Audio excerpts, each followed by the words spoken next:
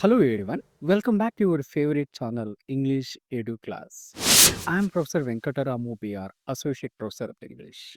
Today, we are going to understand a very beautiful and famous poem, Sonnet 160, Let Me Not With the Marriage of True Minds by William Shakespeare. In this video, firstly, we will read the lines from the poem. Secondly, we will learn the difficult words, its simple meanings. Thirdly, we will discuss the detailed explanation in easy English so that everyone can understand it. Finally, we will answer some short objective questions to make learning complete. So, let us begin our journey into Shakespeare's world of true love. To begin with, let us read the first two lines. Let me not to the marriage of true minds admit impediments. Here, true means loyal or faithful. Moreover, marriage of true minds means a perfect union of two faithful hearts. Lastly, admit means to allow or accept. Now, let me explain these two lines. Firstly, Shakespeare says nothing should stop two people who truly love each other. Moreover, he compares true love to marriage, which means a lifelong bond. Furthermore, he insists that true love should be free from any obstacles. Finally, this shows his belief in love as pure and unchanging. Now, let us answer a few simple objective questions from these lines. Now, consider this. What does marriage of true minds mean? It means a perfect union of two faithful parts. Next question. What should not exist in a true marriage of minds? The answer is there should be no obstacle or impediments. Now, let us read the following lines. Lines 3 to 4. Love is not love, which alters when its alteration finds, or bends with the remover to remove. Here, alters means changes. Moreover, bends with the remover means changing when the lover goes away. Let me explain these lines. Firstly, Shakespeare says true love never changes when circumstances change. Moreover, if love changes when the problem arises, then it is not real love. Furthermore, real love remains steady no matter what difficulties come. Lastly, this shows that true love is unshaken by troubles. Moving ahead, here are some objective type questions for you. First, what does Shakespeare mean by love is not love which alters?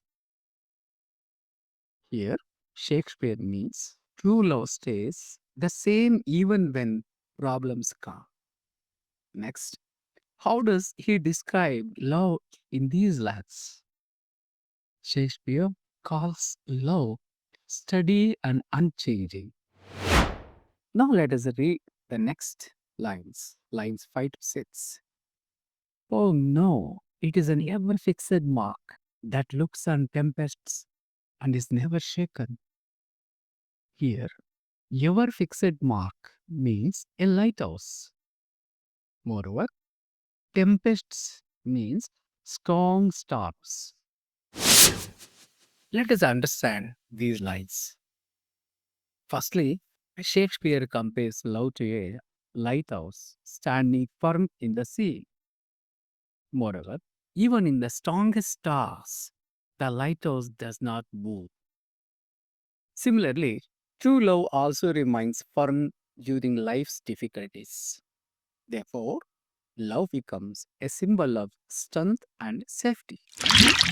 Now, let us check these objective type questions from the above lines. Consider this. What does Shakespeare mean by describing love as an ever fixed mark?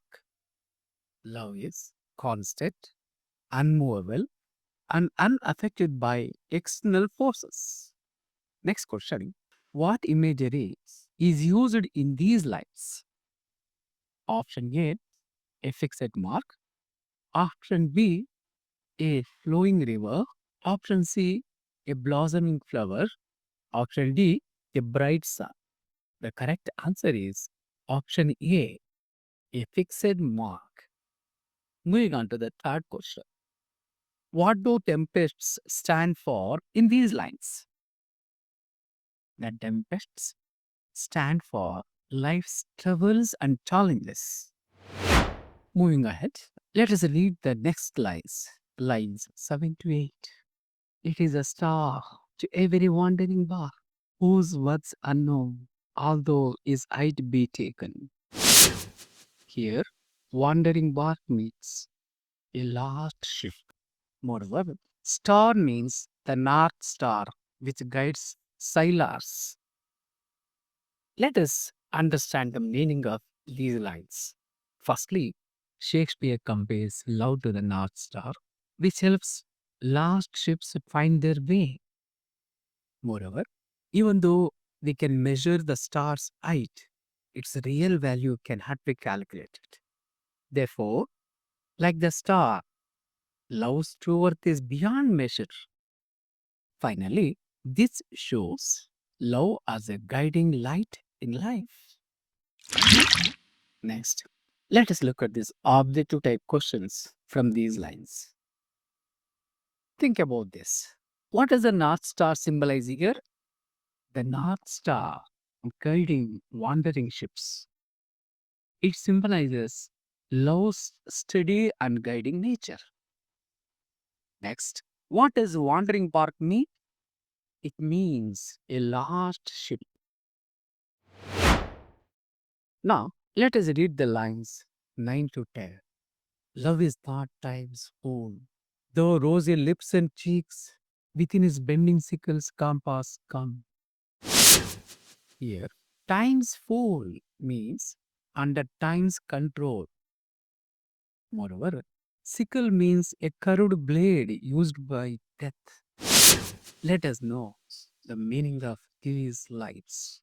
Firstly, Shakespeare says, love does not fade with time.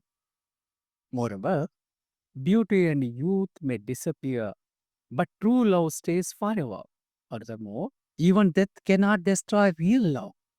Finally, this makes love eternal and immortal.